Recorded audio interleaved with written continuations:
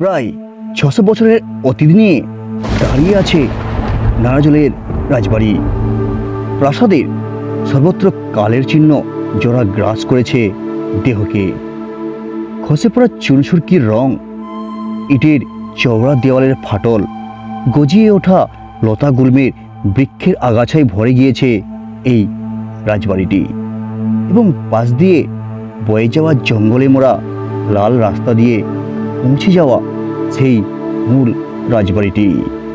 হ্যাঁ বন্ধুরা, আজকে আমরা ফিরে যাব ৬০০ বছর আগের পুরানো ইতিহাসে এবং আলোচনা করব এই রাজবাড়ির ফেলে আসা ঐতিহাসিক কাহিনীর সম্পূর্ণ ইতিহাস।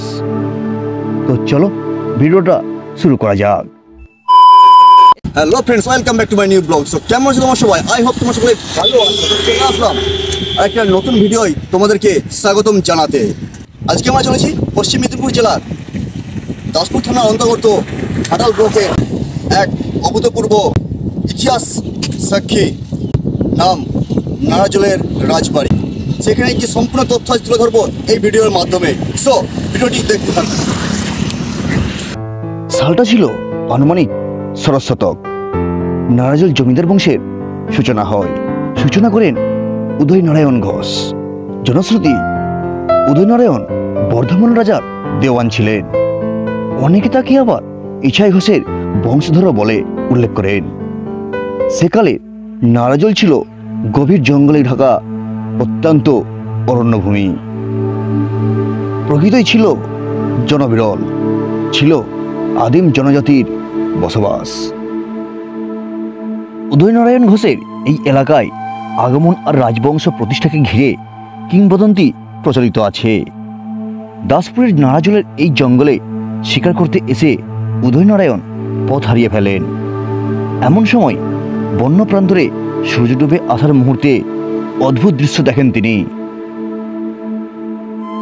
একটি বক আর এক বাজপাখির যুদ্ধের মাঝে অসীম সাহসে বকটি বাজপাখিটিকে আক্রমণ করে চলেছে, আর সেই জায়গাটি অসম্ভব আলোয় ভরে উঠেছে। সেই রাতেই উদয়নারায়ণ স্বপ্নাদেশ পান এবং পরদিন আবারও ওই জায়গায় ফিরে আসেন। দেবীর সোনার মূর্তি সহ প্রচুর ধনসম্পদ উদ্ধার করেন এবং এখানেই পাকাপাকিভাবে রয়ে যান। সালটা ছিল আনুমানিক ১৮২০ বঙ্গাব্দ। আর এভাবেই নারাজলের জমিদার বাড়িটিকে পত্তন করেছিলেন উদয়নারায়ণ।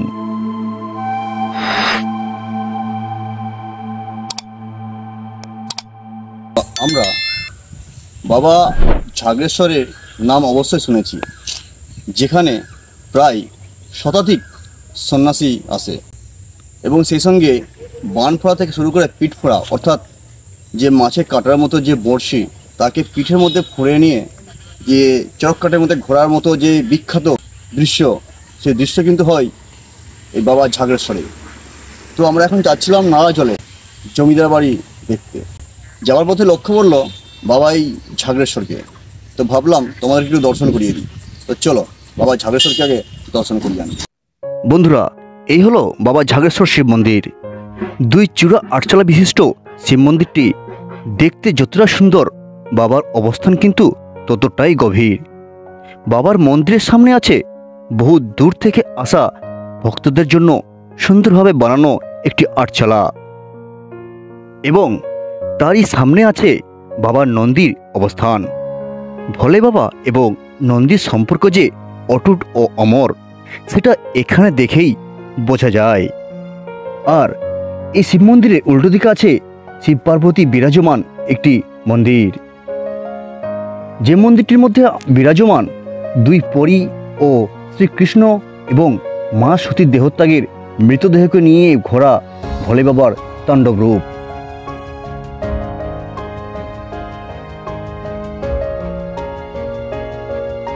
ছোট্ট এই গ্রামের মধ্যে বিরাজমান বাবা ঝাগড়েশ্বরের গাজনের সময়ে সন্ন্যাসী হয় প্রায় ১০০ থেকে ১৫০ জন এবং বাদ্যবাজনা ও বানফোড়া এবং শরীরে বান ফুড়ে চরক্কাট ঘরানার মতো ভয়ঙ্কর অনুষ্ঠানও এখানে পালিত হয়।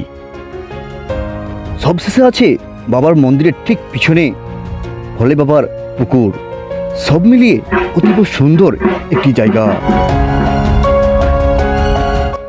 বাবা ঝাগড়েশ্বরকে দর্শন করে আমরা বেরিয়ে পড়লাম আমাদের সেই গন্তব্যে নারাজল রাজবাড়িতে।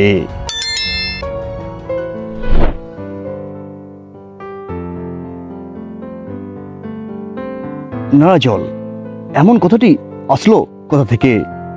ভাষাচার্য সুনীতি কুমার চট্টোপাধ্যায়ের মতে নাড়া কথাটি অর্থ হলো ধান গাছের অবশিষ্ট অংশ, অর্থাৎ ধান কেটে নেওয়ার পর ধান গাছের যেটুকু অংশ মাঠে রয়ে যায় তাকেই মেদিনীপুরের মানুষ নাড়া বলে থাকেন, এবং জল শব্দের অর্থ হলো জলার অপভ্রংশ।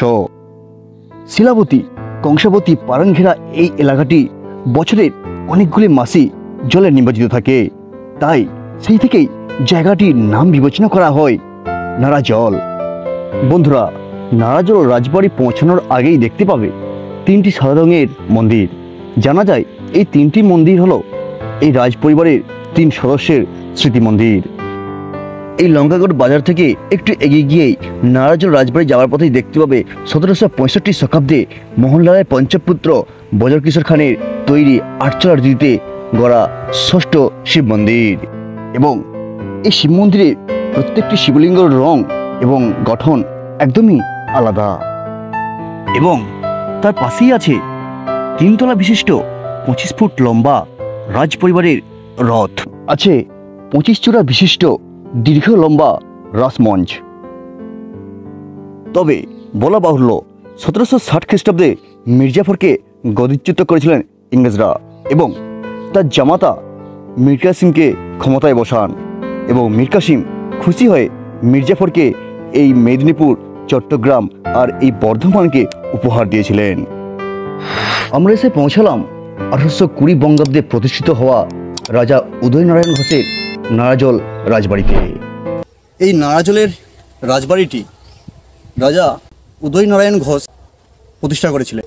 এই উদয়নারায়ণ ঘোষ ছিলেন বর্ধমান রাজা ঈশ্বর ঘোষের উত্তরাধিকারী।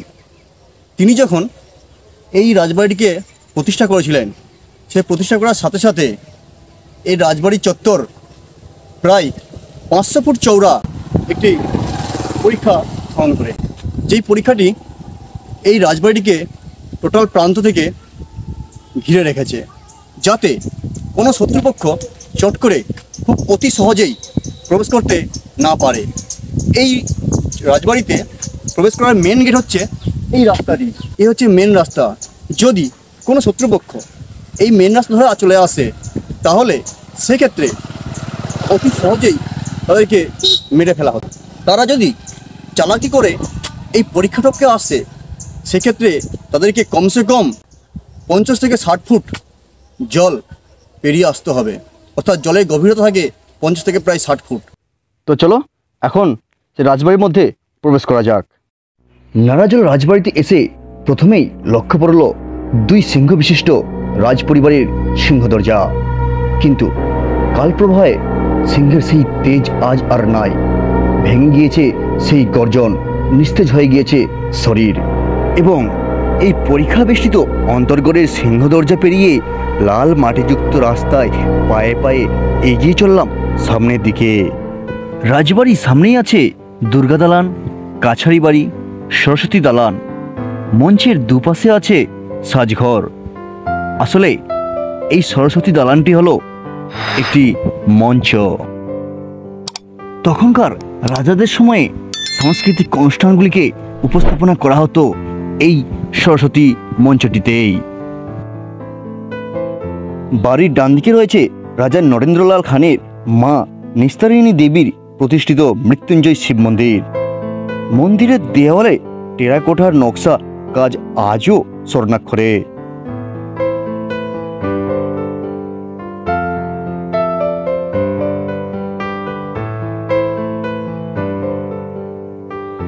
মন্দিরের পাশেই ভাঙা ইট আর খসে পড়া পলেস্তরা নিয়ে দাঁড়িয়ে আছে নাট মন্দির।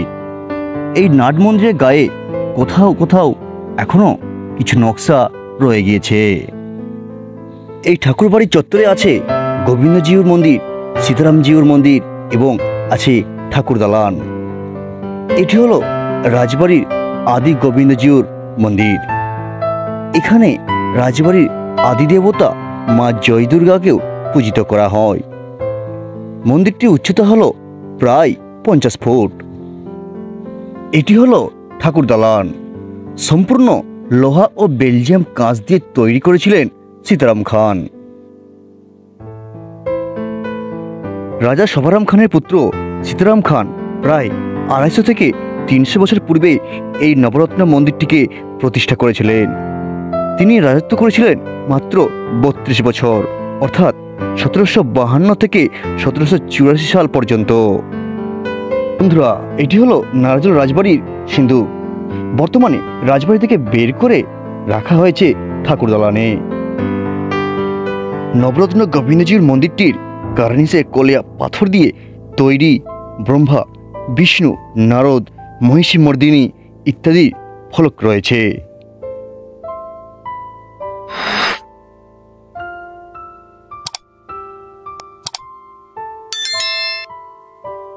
তবে জয়দুর্গার পুরাতন পঞ্চরত্ন মন্দিরটি রাজবাড়ির অন্দরমহলে আজও জীর্ণ পরিত্যক্ত আগাছায় ঘেরা।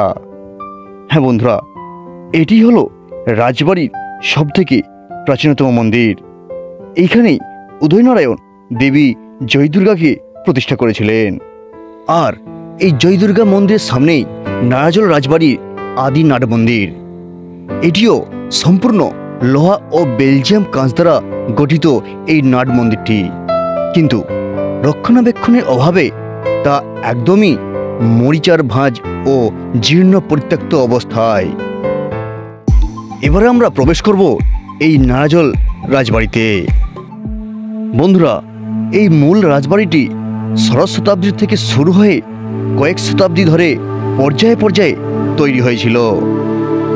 তবে এ বিষয়ে রাজা মহেন্দ্রলাল লিখেছিলেন, এই রাজবাড়িটি ঠিক কবে বা কে সম্পূর্ণ গড়টি নির্মাণ করেছিলেন তা বলা সঠিকভাবে সম্ভব নয়। বন্ধুরা, এই রাজবাড়ির সর্বত্র প্রবেশ করা নিষেধ। এই রাজবাড়ির একান্তই গোপন কক্ষগুলিকে তালা দ্বারা সম্পূর্ণভাবে বন্ধ রাখা হয়েছে।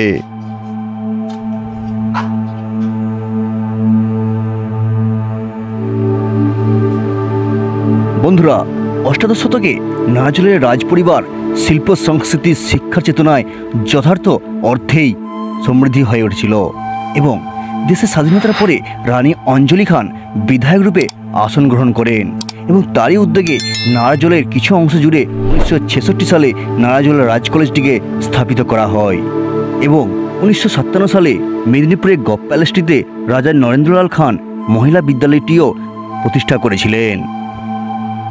এই রাজবাড়ির দেওয়ালে চারিদিকে রাজরাজাদের কীর্তিকলাপের টেরাকোটার নকশা বিদ্যমান, কিন্তু রক্ষণাবেক্ষণের অভাবে এইগুলিও বেশ হ্রাস পেয়েছে। রাজা উদয়নারায়ণ ঘোষের পর নারাজলের অধিপতি হন প্রতাপ নারায়ণ। উত্তরাধিকারী সূত্রে যোগেন্দ্র নারায়ণ, ভরত নারায়ণ এবং কার্তিকরাম ঘোষ। কার্তিকরাম ঘোষ সেই সময়ে দিল্লিতে মোগল বাদশাহ আকবর এবং বাংলায় সুলাইমান কোররানির শাসনকাল 1565 থেকে 1572 পর্যন্ত চলেছিল। বন্ধুরা, রাজপ্রাসাদের অন্তঃঘরে বাড়িগুলি রক্ষণাবেক্ষণের অভাব যে পড়েছে তা দেখেই বোঝা যায়। একসময় এই প্রাসাদের অন্তঃঘরে বাড়িগুলিতে বিরাজ করত পূর্ণিমার মতো আলো, কিন্তু কালপ্রবাহে রাজপ্রাসাদের সর্বত্র কালের চিহ্ন জরা গ্রাস করেছে এই রাজপুরীকে। নিভে গিয়েছে আলো, নেমে এসেছে অন্ধকার কালের গ্রাস। বলা বাহুল্য 1565 থেকে 1572 পর্যন্ত সুলাইমান কোররানির রাজত্ব চলেছিল। সেই সময় বাংলায় তখনকার আফগান শাসক সুলাইমান কোররানির কাছ থেকেই রায় উপাধি পেয়েছিলেন এই জমিদার বাড়ি। আর এরপর থেকেই নারাজল জমিদাররা রায় পদবি ব্যবহার করতে শুরু করেন। যেহেতু এই রাজবাড়ি একটা সিস্টেম ছিল, এখানে আমিষ চলবে না, সেই জন্য রাজা উদয়নারায়ণ তৈরি করে ফেললেন একটি হাওয়াখানা, যেখানে ভাড়া করে আনা নর্তকীদের সাথে মদ মাংস জোয়া সমস্ত মেতে উঠতেন এই হাওয়াখানা। তো চলো এখন তোমাদেরকে আমি সেইটাই দেখাবো। আসো। বন্ধুরা, রাজা উদয়নারায়ণের তৈরি এই হাওয়া মহলটিকে চাপা বাগানও বলা হয়। জানা যায় কয়েকশো বছর আগে কোনো জ্যোৎস্নার রাতে এই হাওয়া মহলের চারপাশে ভেসে বেড়ানো চাপা ফুলের গন্ধের সঙ্গে তালে তাল মিলিয়ে মেতে উঠতেন রাজা ও নৃত্যাঙ্গনাদের নূপুরের ধ্বনি। চোখের সামনে খোলা মাঠের মাঝে দাঁড়িয়ে আছে পাষাণ স্থাপত্য, শুকিয়ে গিয়েছে ফোয়ারার জল। বন্ধুরা, এক কথায় বলা যায় রাজগরিমা আজ প্রায় অবলুপ্ত, চারিদিকে অবহেলার ছাপ স্পষ্ট। পুরাতন স্থাপত্যগুলি চিরতরে হারিয়ে যাচ্ছে কালের অকাল গ্রাসে। বন্ধুরা, একটা ভিডিওর মাধ্যমে রাজবাড়ির সম্পূর্ণ এই তথ্য তুলে ধরা সম্ভব হলো না, তাই নারাজুলা রাজবাড়ির ইতিহাসে মোহনলালের তৈরি জলহরি, রাজাদের গুপ্তকক্ষ, গোপন সুড়ঙ্গ এবং ভারতীয় স্বাধীনতা আন্দোলনে রাজবাড়িতে তৈরি বিপ্লবীদের গুপ্ত সন্ধান দেখার জন্য অবশ্যই পার্ট 2 ভিডিওটিতে চোখ রাখতে হবে। তো আজকের মতো এই পর্যন্তই, দেখা হচ্ছে পরের ভিডিওতে।